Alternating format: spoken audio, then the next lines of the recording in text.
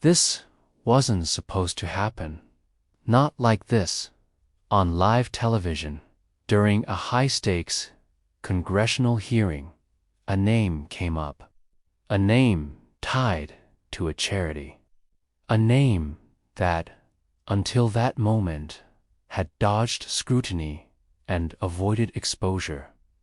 But Congresswoman Jasmine Crockett, fierce, brilliant, unapologetically sharp, wasn't about to let that name slide under the radar. That name. JD Vance, best-selling author, senator, conservative firebrand, and, as of 17 seconds after Crockett's statement, the center of a political explosion that would ripple across every corner of the country. What started as a routine oversight committee hearing turned into a public reckoning, with one fiery exchange that America would never forget. And it all began with one sentence. Let's talk about JD Vance's so-called charity. The room fell silent. Crockett, sitting forward, cool and collected, but watching live on millions of screens. She continued, because when we talk about political grift, when we talk about hypocrisy, when we talk about abusing public trust for personal gain, we don't have to look very far. We just need to look at the paperwork JD Vance never wanted anyone to read. Gasps, murmurs. Reporters instantly took notes. She wasn't speculating. She was holding something. Receipts. Crockett reached into a folder and held up several documents. Tax filings, grant reports, financial transfers, all from the Appalachian Revival Initiative, a so-called nonprofit tied directly to JD Vance's name. A charity he publicly praised as a mission to lift struggling rural families. But what Crockett revealed next would blow the lid off everything. The majority of the money, and I mean the majority, she said, tapping the paper, didn't go to job training, addiction recovery, or housing programs. It went to consultants. It went to Shell LLCs. It went to political media firms. And in some cases, it circled right back to donors and operatives connected to Vance's own campaign machine. That was second 7. JD Vance, watching from his Senate office, was already on the phone, but it was too late. Crockett wasn't finished. She flipped the page. Here's a grant application submitted by the charity, promising to serve 10,000 rural citizens in 3 years. And here's the follow-up, showing that less than 300 people ever received services, and even that number is questionable. Then came the killer line. This wasn't a charity. This was a political slush fund in a church suit. The room exploded. Phones buzzed. C-SPAN viewership spiked. Twitter, Facebook, TikTok. Every platform was drowning in clips of Crockett's takedown. Commentators were already whispering, "Is this real? Could this be criminal?" And just 17 seconds after that final statement, The FBI walked in live in real time. While the hearing was still underway, agents entered the back of the room. Calm, coordinated, stone-faced. They weren't coming for Crockett. They weren't coming for show. They were coming with sealed warrants. Whispers turned into wide eyes. Aides to multiple senators started texting frantically. People stepped out of the chamber. The oversight chair paused, mouth open, unsure if the session should continue. One agent whispered to a Capitol officer.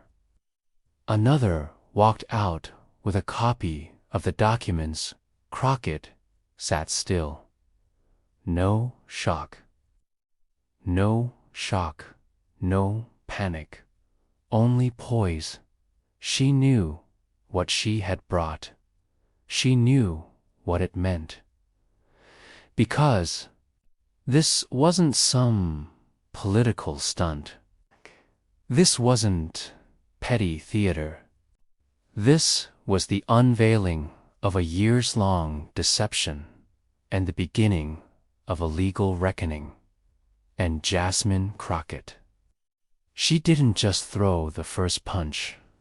She brought the evidence that made the system finally listen. By nightfall, headlines blared. Across every network, Jasmine Crockett uncovers JD Vance, charity FBI, confirms federal investigation underway. Crockett versus Vance. The 17 seconds that shocked the Senate. Is JD Vance's political career imploding in real time? The internet couldn't get enough clips of Crockett's speech, racked up tens of millions of views in hours.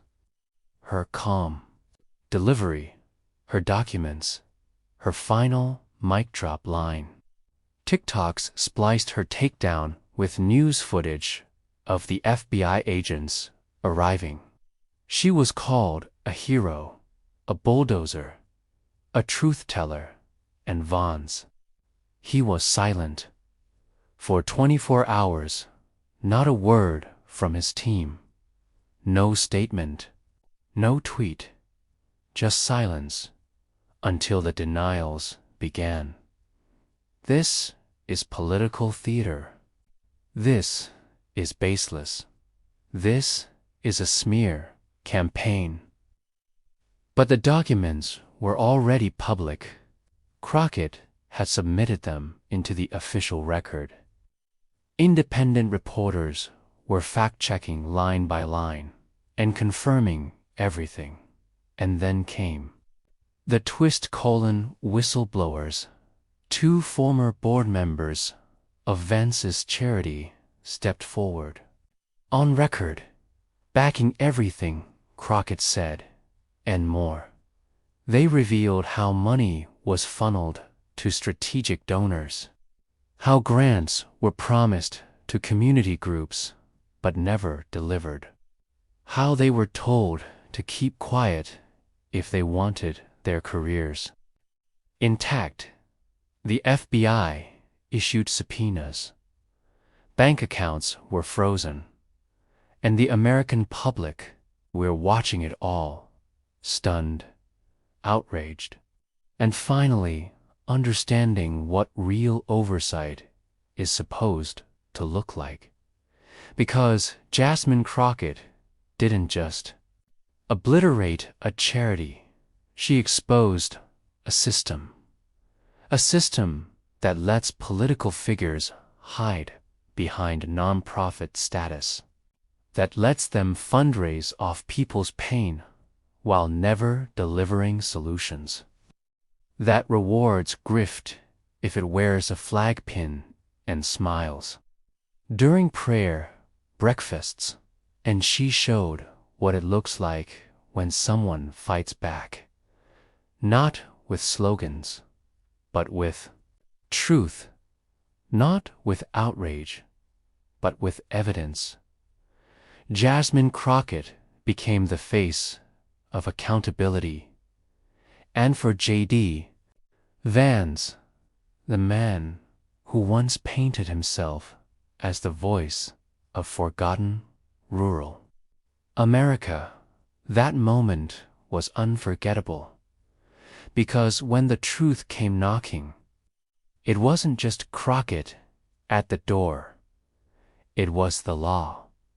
And it wasn't asking politely in.